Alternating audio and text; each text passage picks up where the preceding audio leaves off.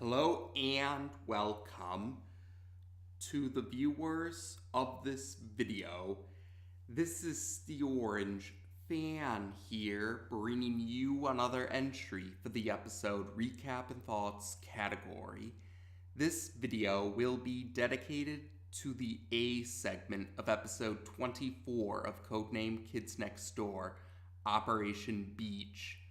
We begin this segment with the Sector V operatives of the Kids Next Door arriving at the beach. Number 1 is the only Sector V operative who isn't excited about going to the beach. Number 2 and number 5 actually have to drag him out of the 2x4 technology vehicle, even while he's protesting. After he's been forced out of the vehicle, Number 1 comments about his reasons for disliking the beach is because he finds it boring at the beach. Number 4 and number 3 try to convince number 1 to change his mind with their ideas of fun on the beach. Number 4's idea of fun is being buried up to his neck in sand, while number 3's idea is building sandcastles. Number 3 also extends an invitation to number 4 to help her build a sandcastle, but number 4 is content with being buried in the sand. Eventually, number 1 says that he can't stand being at a boring place like the beach because he is, in his words, a man of action. Number 5 then says number 1 can go home for all they care, and number 1 is more than happy to head back home. He says he'll return around 6 o'clock to pick them up. So number 1 re-enters the 2x4 technology vehicle and he flies back home. So after number 1 leaves, number 2 and number 5 proceed to head into the water for their ideas of fun. And number 4 continues to be buried in the sand, and number 3 continues to construct her sandcastle. Eventually, number 3 finishes her sandcastle, and she declares herself the princess of the entire beach, in her words. But this declaration catches the attention of 3 individuals. These 3 individuals are dressed as knights. In fact, their armor is nautical themed. Yeah, nautical themed armored knights. That's the 3 individuals who hear number 3's declaration. And they call themselves the Knights of the Round Towel. And the knights apparently are the enforcers of someone they call King Sandy. They say that King Sandy is the one who holds dominion over this particular beach, and they must conquer all of the rivaling sandcastles. So the knights activate a catapult, which was constructed with a volleyball net, to destroy number 3's sandcastle. They actually do use a giant boulder to destroy the small sandcastle, by the way. And then they decide that they must capture prisoners for King Sandy as well. So they capture number 3 and they head off to King Sandy's sandcastle. Number 4 sees all of this, but he's unable to do anything because he's buried up to his neck in sand. Eventually, though, we cut to a later point in time where number 4 somehow is free from being buried in the sand, and he's able to tell number 2 and number 5 about what happened to number 3. They suggest trying to contact number 1 for help, but number 4 insists that there isn't much time and figures that number 1 is probably off on some other mission by now. However, we find out in truth that number 1 is still at the treehouse. He's actually having a video chat with number 65.3 to see if there are any missions, but number 65.3 informs number 1 that there aren't any missions available right now, or there's no acts of adult tyranny going on right now. So number 65.3 suggests that number 1 just have a vacation day. He even goes as far as to suggest going to the beach before the video chat ends, and number 1 is disappointed by this. Back at the beach, number 4 is very determined to find the Knights of the Round Towel, saying that things have become personal when they captured number 3. Number 2 and number 5 waste no time in singing the Sitting in a Tree song, with number 3 and number 4 being the subjects of this particular rendition of the song. Number 4, however, insists that his reasons for wanting to save number 3 is because she owes him a quarter, in his words. But number 2 and number 5 aren't buying that reason in the slightest bit. Though they do still try to figure out where they're going to find knights on a beach, but they soon come across a giant sandcastle. Like, it's very big that you could actually walk around in it like an actual castle. So they figure that's probably where the knights are. And we see that is the case. Inside the giant sandcastle, the Knights of the Round Towel enter the throne room, and we see King Sandy for ourselves. He's a kid even younger than the Sector V operatives. He's wearing a towel as a cape, and he's wearing a pail with seashells on his head as if it were a crown. The Knights of the Round Towel report to King Sandy that they have been conquering more sandcastles that have tried to take positions within his region, and they even show him that they've brought a prisoner in the form of number 3. And King Sandy immediately takes a liking to number 3. Number 3 compliments the giant sandcastle, but the knights take offense that number 3 spoke when she wasn't spoken to by King Sandy.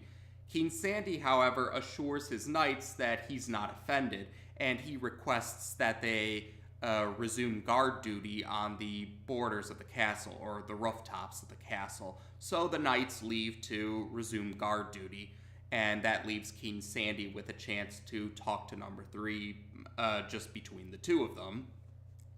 Number 3 does refer to King Sandy as, in her words, a neat king, and King Sandy says in his words that number 3 would make a wondrous queen, and then he speaks in his idea of ye olden English to her to question her about something, and number 3 can just have a what look on her face because she doesn't understand King Sandy's idea of ye olden English. So King Sandy just plainly questions if number 3 wants to get married. Number 3 questions if she can wear a pretty dress, and King Sandy assures her that yes, she can wear a pretty dress. He says that nothing will interfere with this wedding. Nothing or no one will interfere with this wedding. Outside of the castle, we see number 4 arrive, and he tries to get the knights' attention. The knights are up on the rooftops of the castle right now, and number 4 is insisting that they let number 3 go. And the knights are amused by number 4's arrival. Like number 2 and number 5, the knights are very insistent that number 4 must really love number 3.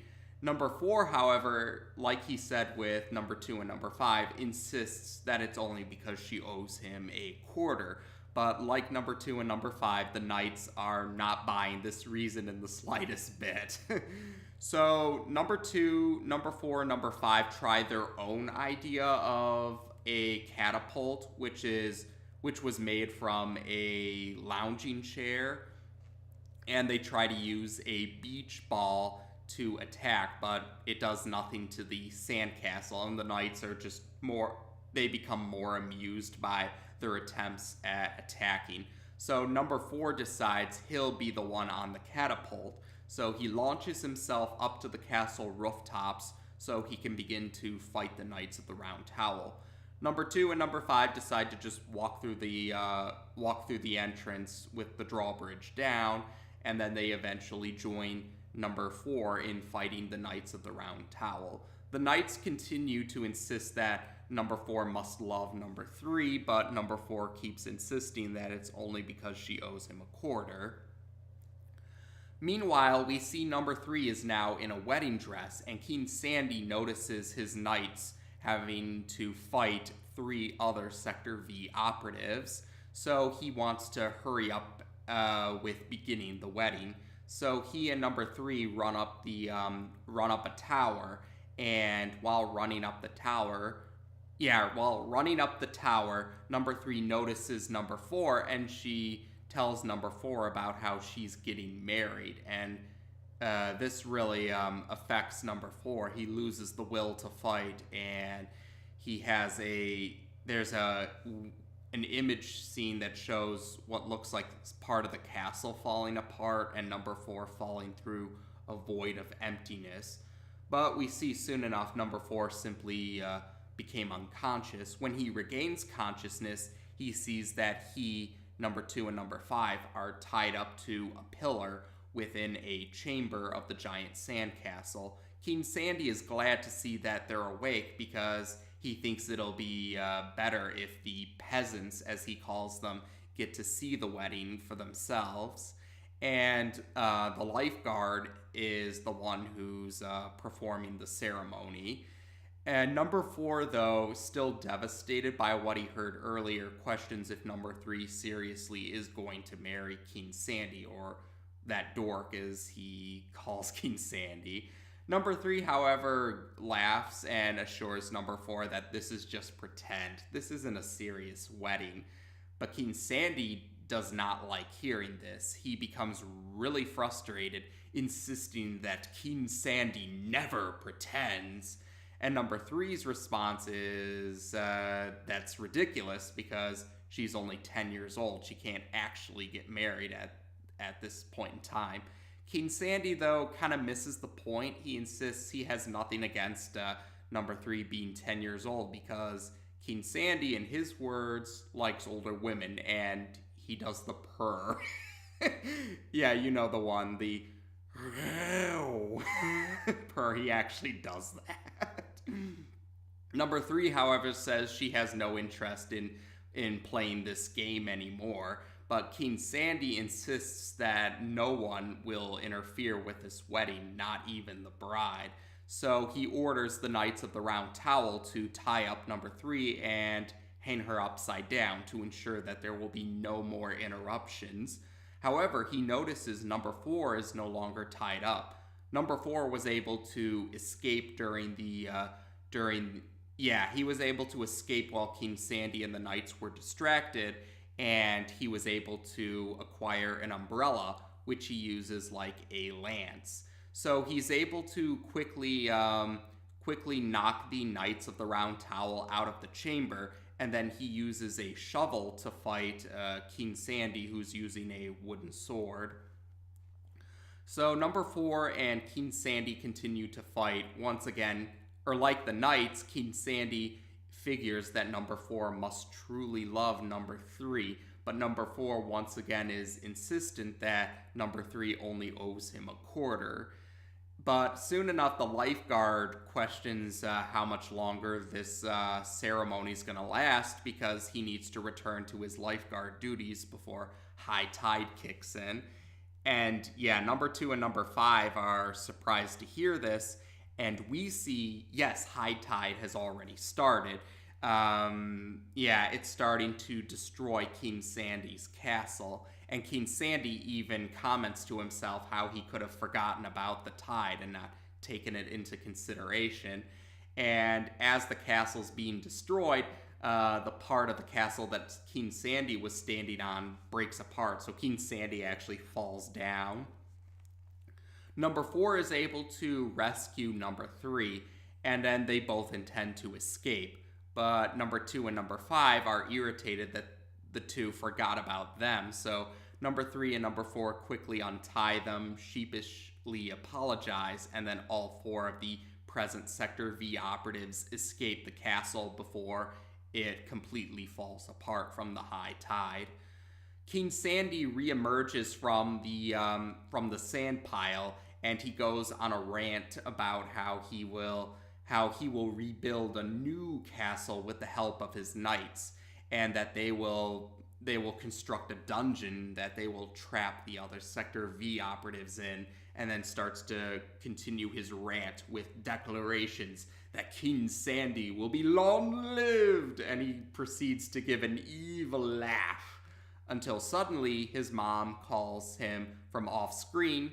Or yeah, we hear his mom's voice from off screen, and she's telling Sandy it's time to stop playing pretend and return home.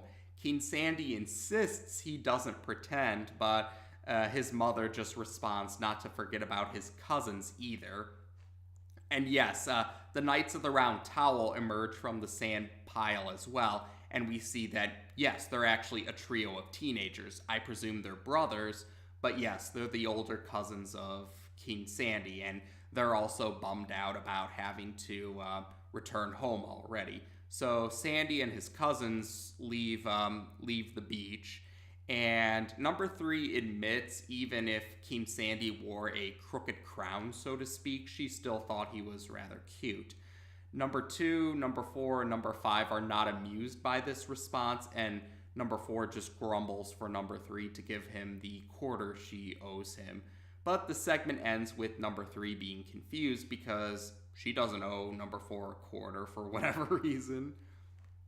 So this segment could be considered a spotlight appearance for both number 3 and number 4, and this segment actually focuses quite a bit on the number 3 and number 4 pairing, or the Kuki and Wally pairing, which is one of the more popular pairings from many fans of the series.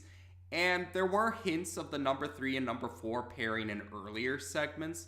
Off the top of my head, Operation Office, Operation Arctic, Operation Cats, and Operation Date come to mind as segments that hinted at the Kuki and Wally pairing before, but this one definitely put the pairing in a more prevalent focus. And yes, I'm pretty sure the Kuki and Wally pairing fans had a field day with this particular segment. And even Tom Warburton acknowledged on one of his blog posts that that it was a lot of fun to show that Wally really does have a soft spot, and he really does care about Kuki, even though he's unwilling to admit it and keeps insisting that she just owes him a quarter, which no one, friend or enemy alike, was buying in the slightest bit. Now with King Sandy, yes, we have a new villain in King Sandy, and the Knights of the Round Towel, so villains.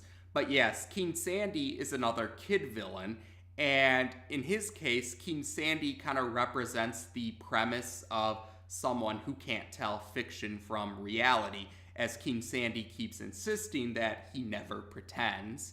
And the Knights of the Round Towel also represent that idea as well.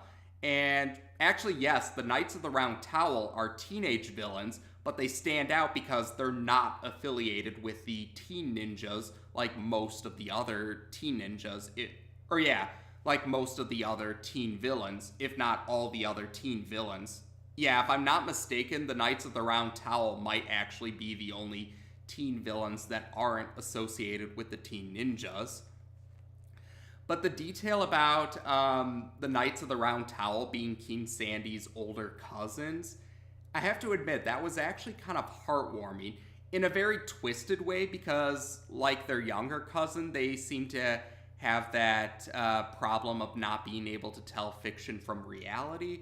But yeah, in a twisted way, it's still kind of heartwarming how King Sandy's cousins play along with him in this whole medieval-themed game that they play, even if they are delusional about it. It's actually kind of heartwarming.